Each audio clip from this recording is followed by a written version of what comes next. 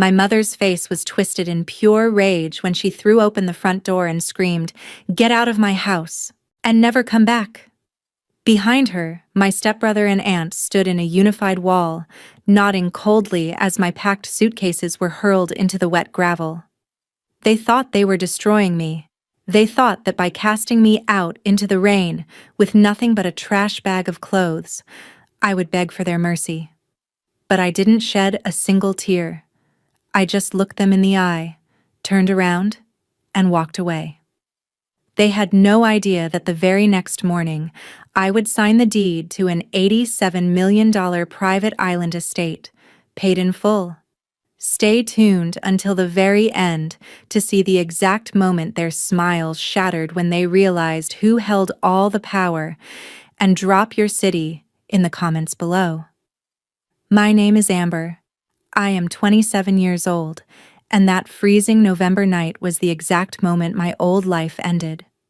I stood on the porch, my skin stinging from the biting wind, while my mother stood under the warm glow of the entryway light. Her face was completely unrecognizable, twisted into a mask of pure, unadulterated venom. "You are an ungrateful leech, Amber," she hissed, her voice echoing across the quiet neighborhood. "Everything in this house belongs to this family, and you are no longer a part of it. Get out." Behind her stood my stepbrother, Dominic, a man who hadn't worked an honest day in his life, wearing a smug, victorious grin. My aunts clustered around him, nodding in cold, silent agreement. They didn't see me as a daughter or a niece. They saw me as an inconvenience that had finally been dealt with. Dominic stepped forward, hoisted my two oldest suitcases, and casually tossed them over the railing. They slammed into the wet, muddy gravel below, bursting open and spilling my clothes into the dirt. They all stared at me, waiting for the tears. They expected me to fall to my knees, sob, and beg my mother to let me back inside. But as I looked at the family who had spent the last 5 years treating me like an unwanted outsider, something inside me snapped. The sadness completely evaporated, replaced by a cold, hard clarity. I didn't shed a single tear. I didn't say a word. I simply turned around, walked down the steps, and threw my ruined bags into the trunk of my car. As I pulled out of the driveway, I glanced down at my phone. I opened a hidden, encrypted banking application, and the glowing screen illuminated the darkness of the driver's seat. It was time to unleash a reality they were never prepared for. The truth was, my family thought they were tossing a broke, desperate woman into the street. For the past 2 years, they truly believed I was working a dead-end, low-paying data entry job, barely scraping by. Whenever Dominic demanded expensive gadgets or my mother needed her credit card bills paid, I would quietly hand over a small portion of my savings, pretending it was all I had. They treated me like a financial doormat, completely unaware of the empire I was building on my laptop late at night. I am actually the anonymous founder of a global digital asset platform. I built it from scratch in my early 20s, and 6 months ago, a massive tech conglomerate quietly acquired it. I had more wealth sitting in a single private trust account than my entire extended family would see in 10 lifetimes.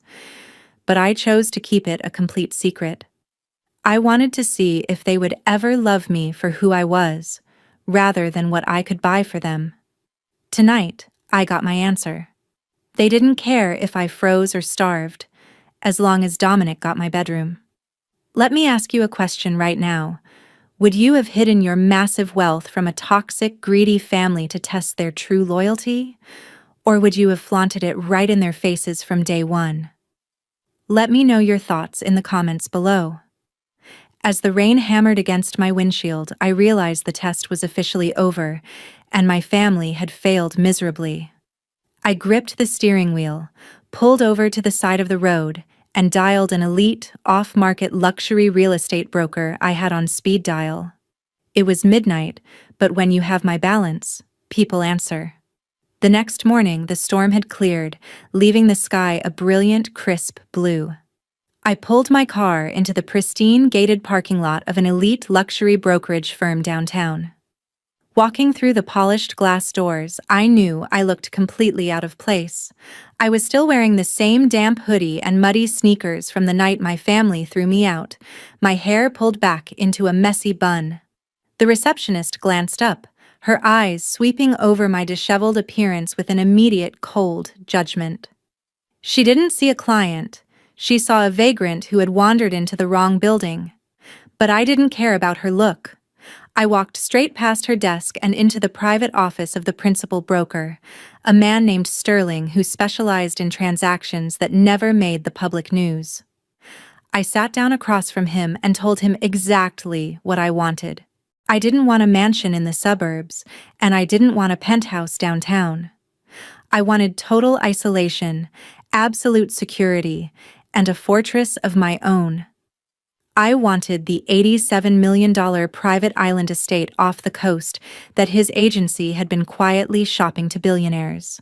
Sterling chuckled softly, a patronizing smile spreading across his face as he began to gently explain that the property required an astronomical financial verification just to view.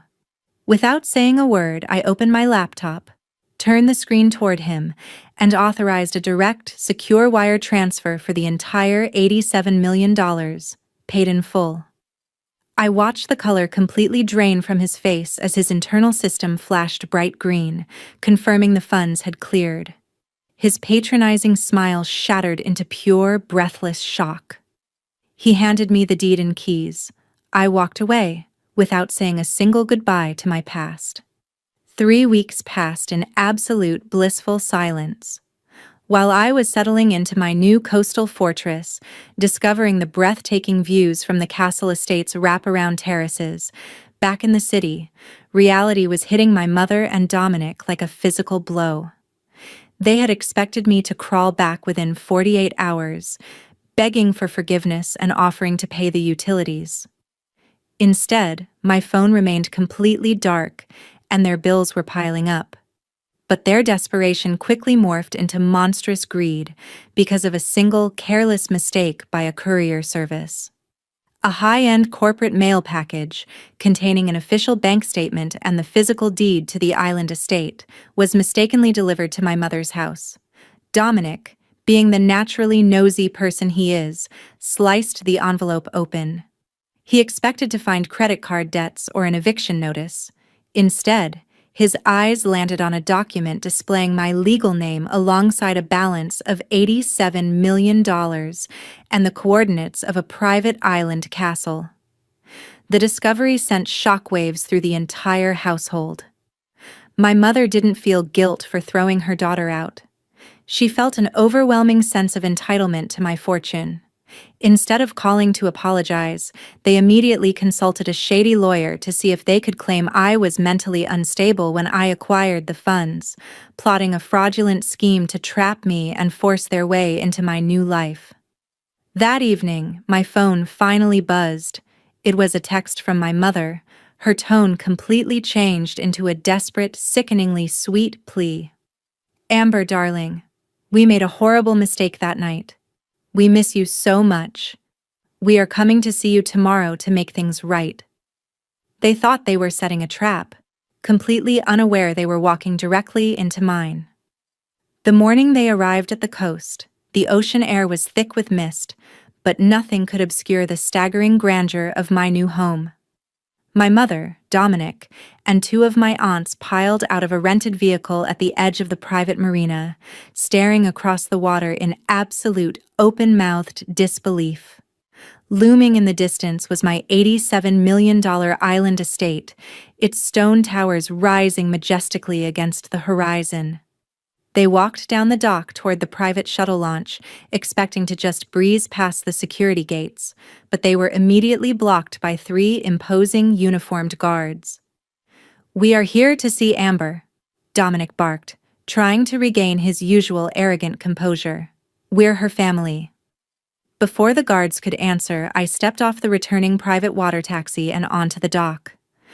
I looked completely transformed, wearing a sophisticated, tailored outfit, my blonde hair catching the morning light, a confident and radiant smile on my face.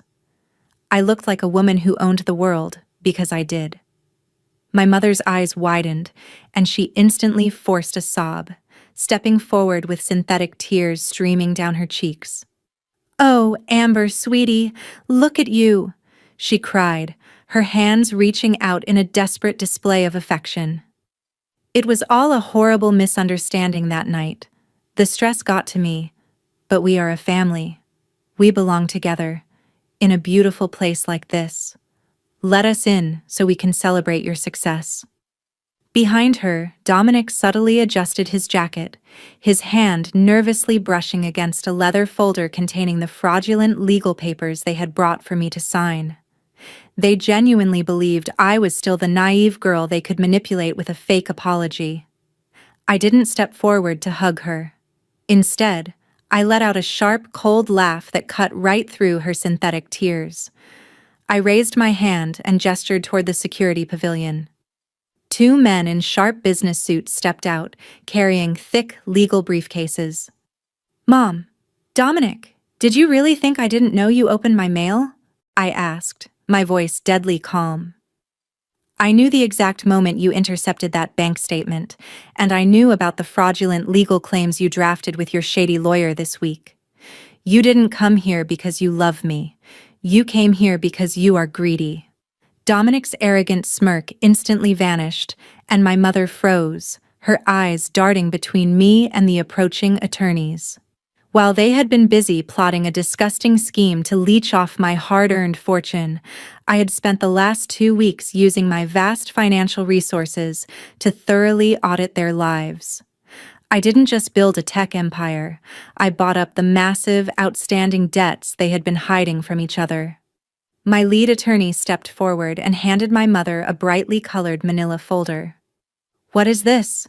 she whispered, her hands shaking. "That is a legal notice of foreclosure," I replied smoothly. "Your primary house was heavily leveraged, Mom. I quietly bought out the entire debt on that property from your bank 3 days ago. I am now your official lien holder. You threw me out into the freezing rain with 30 minutes to pack my life into trash bags. So, I am returning the exact same favor.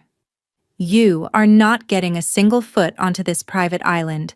In fact, you have exactly 30 days to vacate your own home before my legal team evicts you." The look of absolute, crushing defeat on their faces as they realized they had completely destroyed their own lives by crossing me was worth every single dollar I spent. They slunk back to their rented car, entirely empty-handed and drowning in the severe consequences of their own monstrous greed. I turned away, walking back up the scenic stone pathway toward my magnificent island castle, finally bathed in absolute peace and entirely free from the suffocating toxicity of my past. If your own family did something this terrible to you, would you ever find it in your heart to forgive them? Let me know in the comments. Meanwhile, I am leaving on the final screen 2 other explosive stories that are channel favorites, and their unbelievable twists will absolutely shock you. Thank you so much for watching.